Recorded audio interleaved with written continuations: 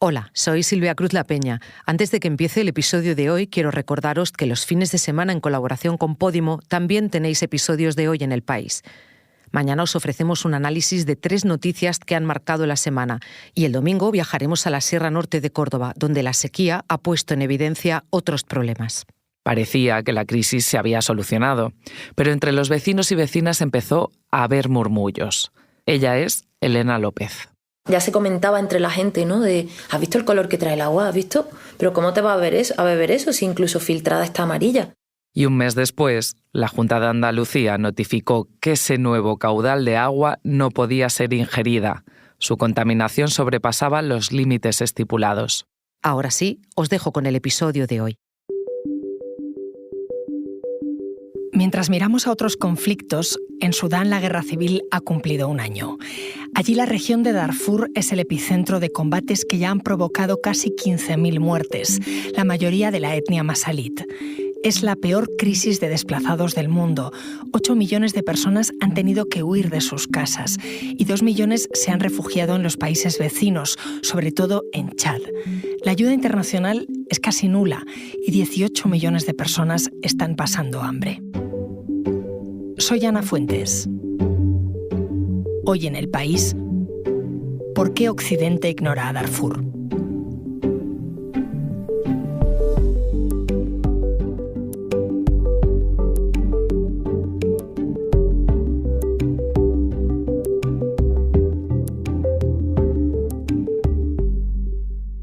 Patricia Simón, colaboradora del País, viajó a Chad, uno de los 5 países más pobres del planeta, con el fotógrafo Ricardo García Vilanova. Querían entender qué está pasando al otro lado de la frontera con Sudán, la frontera casi imposible de cruzar de un país asolado por la guerra civil que empezó hace ya un año. Allí se está dando la mayor crisis humanitaria del mundo y puede ir a peor. Naciones Unidas lleva meses advirtiéndolo. Si los países con más recursos no envían los fondos necesarios, en los próximos meses vamos a ver la mayor hambruna en décadas. Patricia Simón nos trae esta historia en la frontera de Chad con Sudán.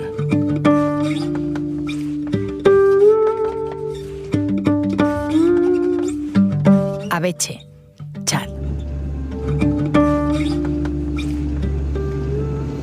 Acabamos de despegar de Abeche, una población a 1 hora de la frontera del Chad con Sudán.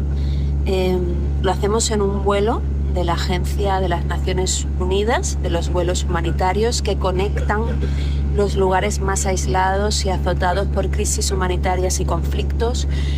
Lo que veo desde la ventanilla es un desierto en el que solamente aparecen algunos puntos negros, que son los árboles que rompen una planicie enorme. El mismo desierto que las personas que están huyendo de Sudán están cruzando también para encontrar un lugar seguro a través de la ruta de Libia, cruzando el Mediterráneo, y quienes lo están logrando llegando a Europa. Un éxodo masivo de personas que huyen de los enfrentamientos entre el ejército del gobierno, que alcanzó el poder mediante un golpe de Estado, y de una parte del ejército, las llamadas fuerzas de rápido apoyo, Rapid Support Forces, que son unos grupos, unas milicias árabes que están cometiendo, según las Naciones Unidas, un genocidio en el área de Darfur contra la población masalit, una etnia africana con la piel más oscura. Camino de Adrea Meche.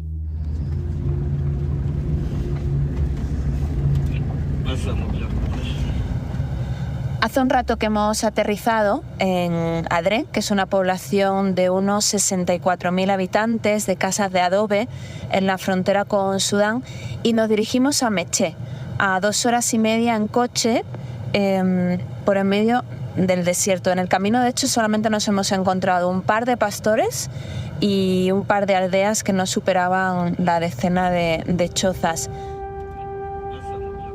Campamento de refugiados de Meche. Hasta aquí, en uno de los lugares más apartados, secos e incomunicados de Chad, ha trasladado su gobierno a más de 50.000 personas refugiadas, Uno de ellos es el abogado Asaish Abu Bakr. Desde los tiempos de al-Bashir hemos sufrido ataques de tanto en tanto. Alguna gente huía a través de la frontera para venir a estas aldeas. En el Yeneina hemos sufrido 4 guerras desde aquellos tiempos. Asaish Abu Bakr es un hombre de casi 2 metros de altura y tiene 42 años. Viste una camisa gris, un pantalón de pinzas del mismo color y hace 3 meses que vive en el campamento de Meché, en la caseta de chapa en la que nos encontramos. Apenas unos 6 metros cuadrados, donde vive hacinado con su mujer y sus 3 hijos y que son los que la ONU entrega a los refugiados.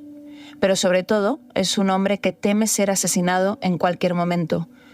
Fue uno de los miembros del comité que elaboró los informes para llevar ante la Corte Penal Internacional al exdictador Omar al-Bashir. Lleva toda su vida recogiendo pruebas de la persecución que el pueblo masalit ha sufrido desde los años 60. Omar al-Bashir mantuvo una de las guerras civiles más largas y sangrientas del siglo XX y que se extendió hasta 2014, cuando concluyó con la independencia de Sudán del Sur. Entre 2003 y 2005 también llevó a cabo un genocidio en la región de Darfur. Entre 300.000 y 400.000 víctimas, la mayoría de etnias africanas negras, incluidos los masalit.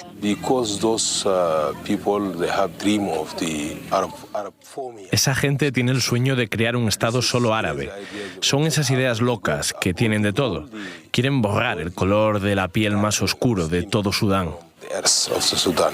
La persecución de grupos étnicos africanos de piel oscura como los masalit tiene su origen en el tráfico de esclavos que los árabes instauraron en Sudán en el siglo I, cuando conquistaron parte de su territorio. Y en algunas regiones lo han mantenido hasta 2002. Aquel año, miles de personas esclavizadas negras fueron liberadas en uno de los numerosos acuerdos de paz que ha firmado Sudán.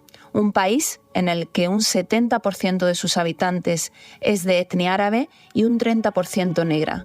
El racismo sigue siendo tan acentuado que es habitual el uso de agresivas cremas blanqueadoras. Pero como me contaba Saich, el objetivo de las masacres y del desplazamiento masivo que ha sufrido el pueblo masalit a lo largo de las últimas décadas tiene otras fuertes motivaciones. Todo el mundo sabe lo que supone Sudán. Está lleno de recursos, tiene millones de habitantes, es una fuente de agua, de minerales. De todas estas cosas tenemos mucha cantidad. Incluso el clima es mejor que aquí.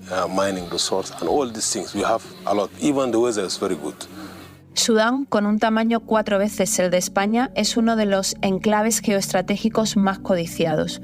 Puente entre África y Oriente Próximo, con acceso al Mar Rojo como ruta marítima de mercancías, cuenta, entre otros recursos imprescindibles para la economía internacional, con una de las reservas de oro y de petróleo más importantes del mundo. En 2003, varios grupos rebeldes de las minorías negras se alzaron en armas en Darfur en protesta por la marginación política y económica que han sufrido históricamente. En respuesta, el dictador Bashir envió a su ejército y armó y encargó a la milicia árabe Janjaweed a acabar con la rebelión por todos los medios. Según la Corte Penal Internacional, cometieron crímenes de lesa humanidad y un genocidio. Como recompensa, Bashir entregó a los Janjaweed el control de abundantes minas de oro de Darfur, un pulmón económico que les ha permitido crecer hasta contar en la actualidad con más de 100.000 milicianos. El ejército de toda Sudán cuenta con 200.000. El saldo de muerte y destrucción que dejó a su paso la milicia Janjaweed fue tan atroz que en 2013 se cambiaron el nombre por el de Fuerzas de Rápido Apoyo para desligarse de sus crímenes. Conocidas como las RSF, por sus siglas en inglés, en 2021 se alzaron junto al ejército contra el régimen de Bashir y tras 2 años de pugna por el poder entre ambos comandantes, en abril de 2023 comenzaron la tercera guerra civil de Sudán. Un momento. Enseguida volvemos.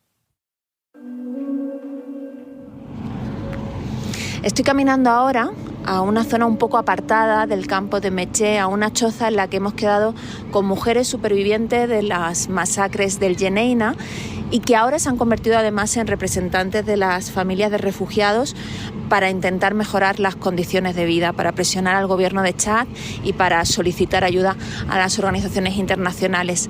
Alrededor lo que veo son los contenedores de metal que la ONU ha entregado a los refugiados y también esas chozas construidas con caña que han tenido que levantar quienes no han recibido todavía ningún tipo de ayuda. El sol es absolutamente aplastante. La vida aquí se concentra en las primeras horas de la mañana, cuando las mujeres y los niños y niñas salen a buscar agua a los pozos, y por la tarde apenas hay hombres. La mayoría de quienes han logrado huir de Darfur son mujeres y es un lugar en el que cuesta mucho salir adelante porque no hay absolutamente nada. Me siento a conversar con Mastora Adam, una mujer masalit que se esfuerza por ser encantadora, aunque le reconcome la preocupación por su nieto. Una doctora de Médicos Sin Fronteras le acaba de decir que tiene que ser hospitalizado por malnutrición. Mastora tiene 50 años, pero una vida atravesada por varias guerras y hambrunas la han encorvado y consumido hasta darle una apariencia octogenaria. Fueron 3 meses de enfrentamientos terribles entre el ejército y las milicias. Cada vez atacaban más a la población. Las RSF quemaron nuestras casas, nos robaron todo lo que teníamos, nuestros coches, nuestra ropa, todo lo que teníamos. Empezaron a matar a mucha gente en sus casas, en las calles. Cuando pudimos, vinimos corriendo hasta Dre, sin zapatos. Yo me caí y me rompí la rodilla. Cuando llegamos, la gente nos dio ropa y algo para comer. Al menos seguimos vivos. Todavía tengo dolores de cabeza por las bombas. Es risueña. Tiene los rasgos dulces y cuando explica todo lo que le ha arrebatado la guerra, despliega una firmeza y una entereza muy características de los masalit. Las limpiezas étnicas que han sufrido en los últimos 20 años han reducido su población en un 15%. Ahora son poco más de 400.000 personas. Mataron a mis 2 hijos, a mi marido, a mis tíos, a mis sobrinos. 16 personas en total. Mastora enumera sus difuntos con los dedos de la mano según va diciendo sus nombres de pila y el rasgo de parentesco. Cuenta 16.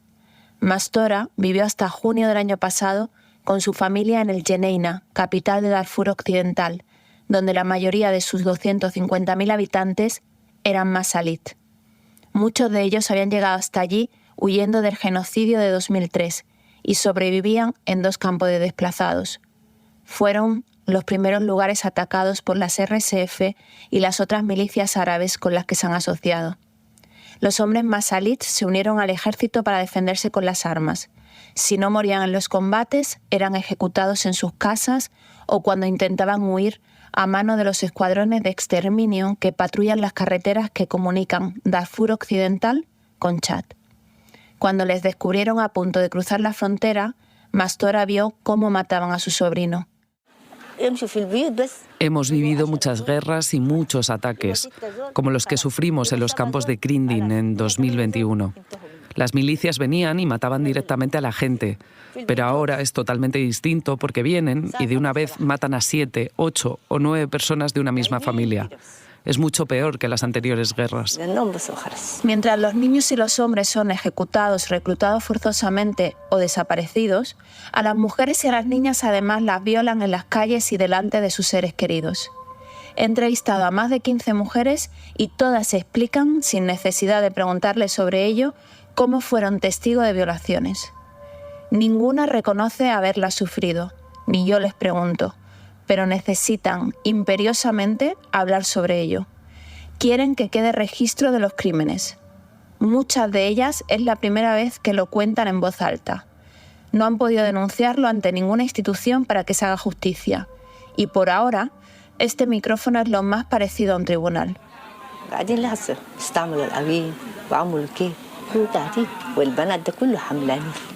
Las milicias matan, asesinan, torturan a las mujeres y a los niños también. Muchas niñas y mujeres sufrieron violaciones en Sudán e incluso aquí, en Medjay. Las milicias vienen al campo, roban y violan a las mujeres y niñas.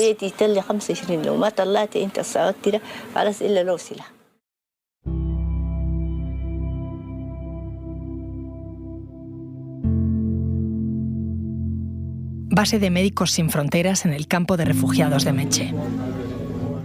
Las RSF han empleado de una forma tan generalizada la violencia sexual contra las mujeres masalit que algunas de ellas organizan grupos de apoyo en el campo de refugiados. El objetivo es que las supervivientes puedan hablar entre sí de lo ocurrido en un espacio de confianza. Se reúnen en una choza, toman té y pasan un rato juntas, mientras los niños juegan en la calle. Allí también les informan de que pueden recibir ayuda psicológica en el programa que la ONG Médicos Sin Fronteras ha puesto en marcha para toda la población refugiada.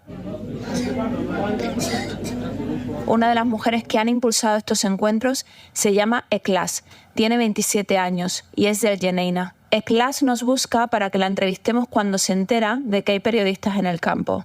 Es menuda y viste la ropa tradicional de Chad, un paño vaporoso que la envuelve de la cabeza a los pies.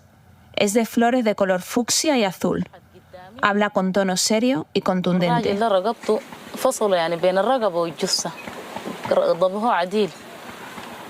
La situación en el Yeneina era terrible.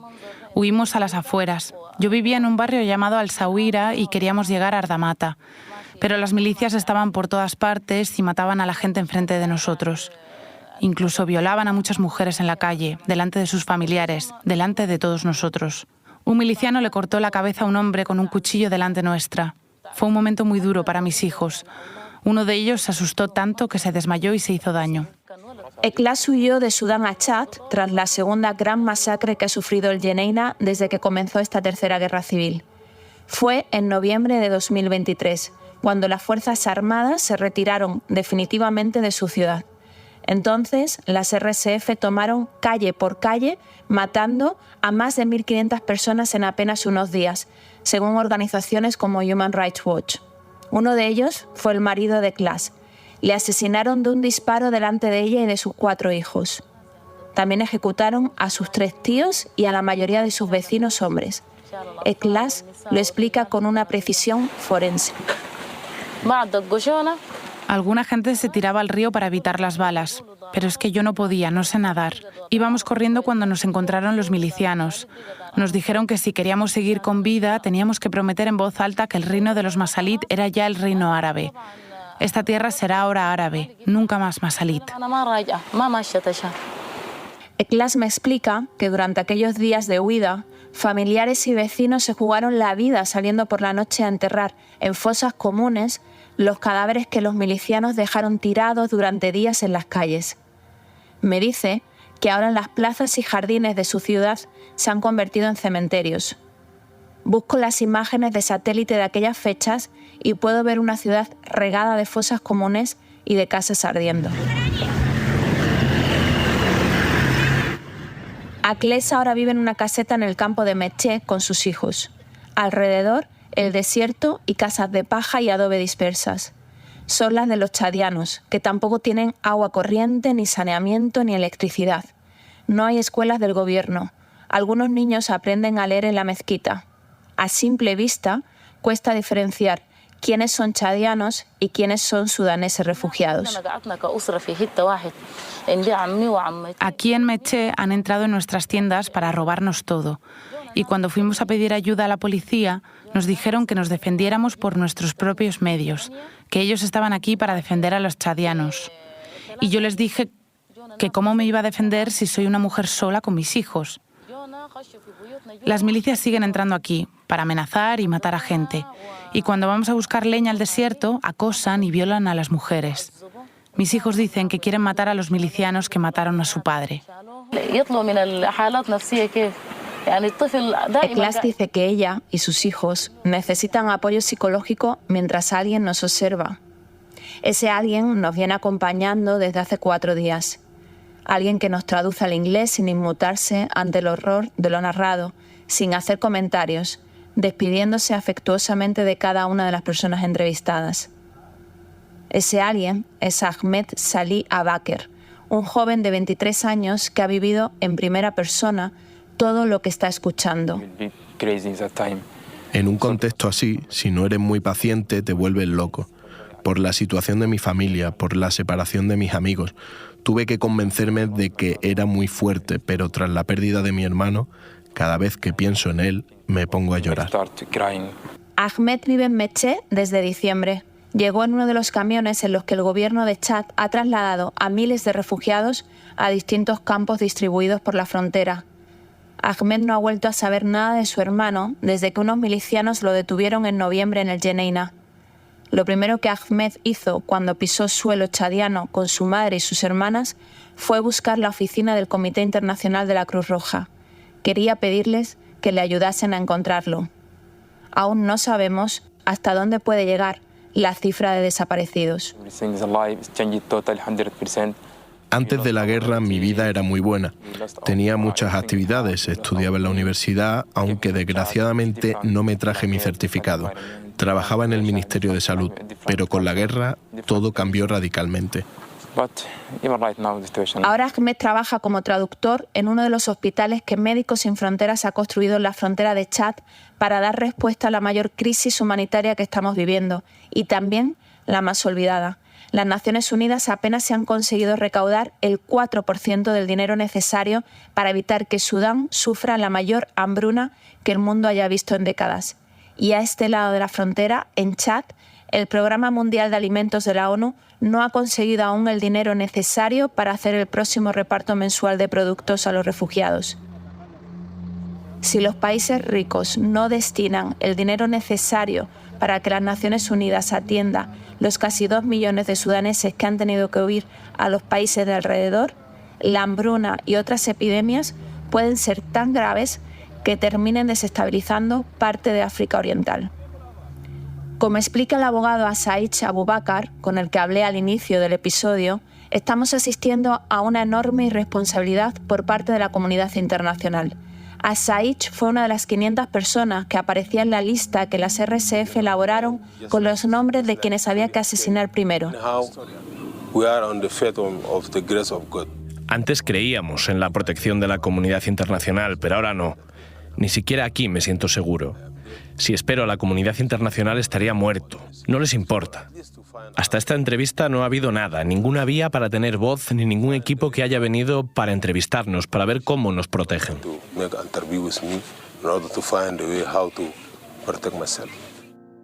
Muchas de las personas que como Asaich confiaron en las instituciones internacionales y que se expusieron para acabar con la impunidad de Omar al-Bashir y con la limpieza étnica de los Masalit, fueron asesinados en el Jeneina, y quienes consiguieron llegar hasta Chad siguen recibiendo amenazas por parte de los milicianos de las RSF que se cuelan a menudo en los campos. Mientras, cada día, cientos de refugiados y refugiadas siguen llegando. Ya no huyen solo de la violencia, huyen, sobre todo, del hambre.